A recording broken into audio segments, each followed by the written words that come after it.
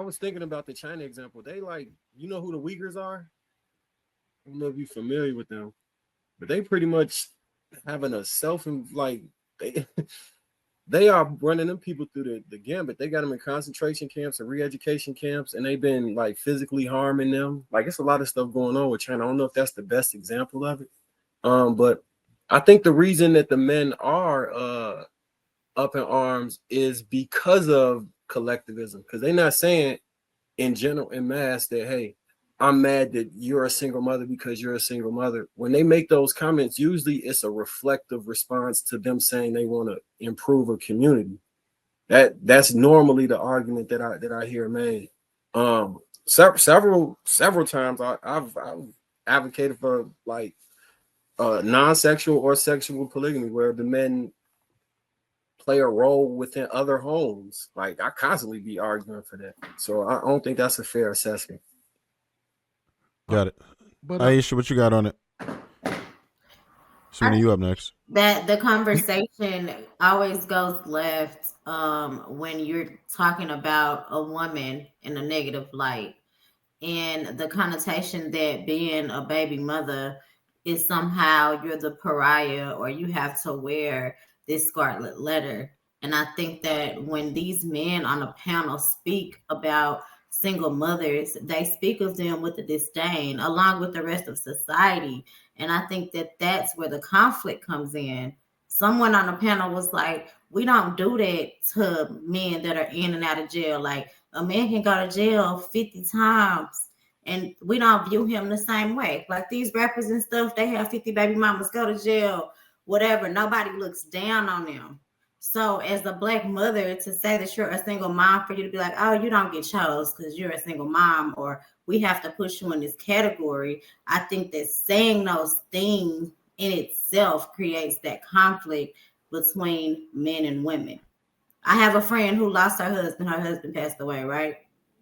And she was dating someone. They're like, well, you're a single mother. So they put her in this box because they didn't even know that like she had been married. Her husband passed away of cancer. And I mean, just really, really talked about single moms and how they were horrible to her. And the whole time she's like, I'm sitting there thinking like, my situation isn't even that. I'm not even that person. Like I lost my husband, but he has this judgment for all single mothers. And a lot of men tend to do that. And I think that that is the issue. There's no compassion. There's no nothing. It's like, you're disgusting and this is what you guys should be doing. You should just be doing what we tell you guys to do. And they're single mothers because you guys, most of you guys made bad decisions. So yeah, but y'all condolences on your husband. I'm sorry. Right. Well, the reason why you get a lot of men speaking to these women. Sweeney, what's up, bro? Oh, go ahead, man. I was gonna say Aisha just spoke to literally the point of why this conversation constantly happens. Is because men say that they find something undesirable, right? They find dealing with single mothers as an undesirable thing to want to do. And then women would say, well, I know that I'm a single mother, but you shouldn't treat me different, you know what I mean, any differently than you would treat another woman.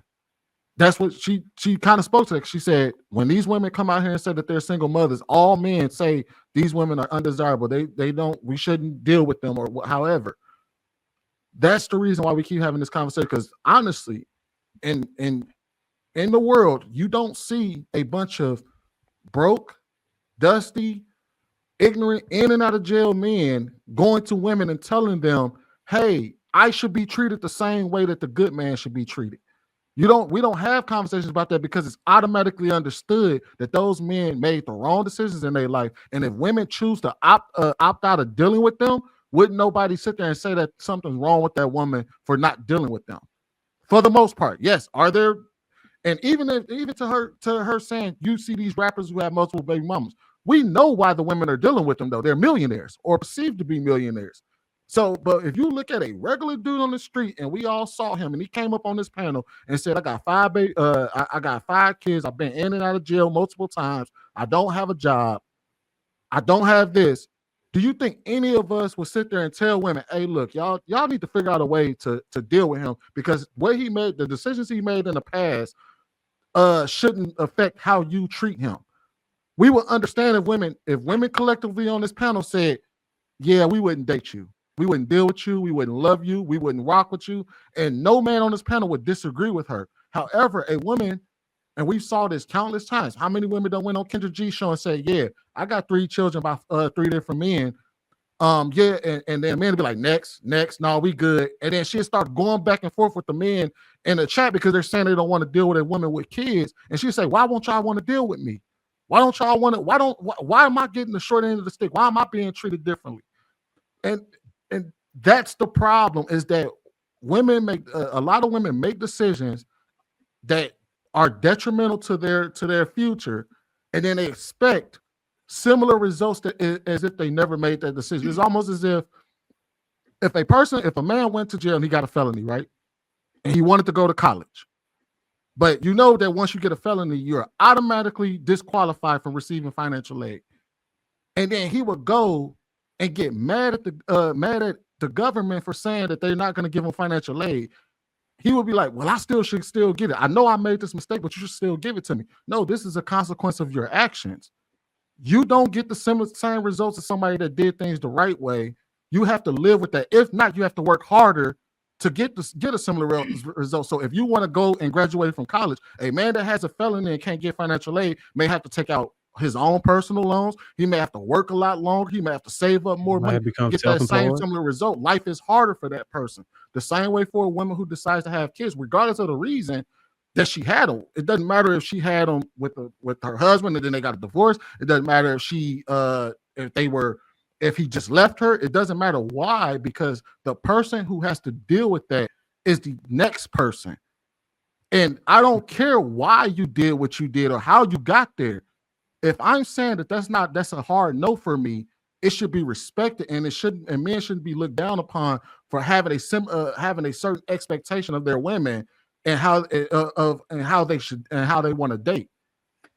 Can you say, hey, Bruce, I'm just real fast, I swear, like 10 seconds, for doing what women asked, having standards. Women ask for men to have standards. Go ahead, Bruce. All I was gonna say is you're absolutely right, Sweeney. That was actually what I was gonna say, but I was also gonna say the reason why we kind of talk about it and shed light on it is because we don't really see the women that are doing the right thing coming to the microphone.